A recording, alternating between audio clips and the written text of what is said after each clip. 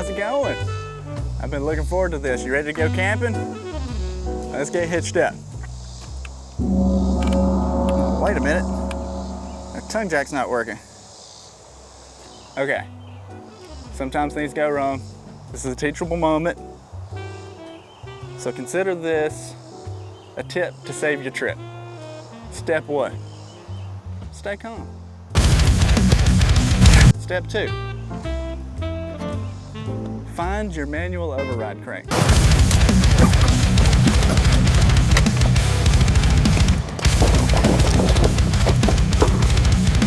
Aha!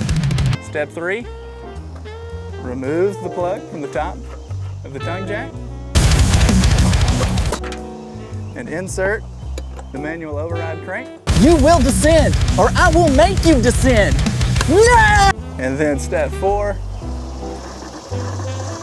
manually lower the tongue jack until your trailer goes down onto the ball of your truck.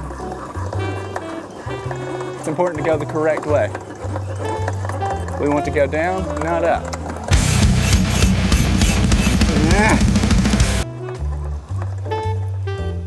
Fix it or replace it, Doug! You can fix it or replace it!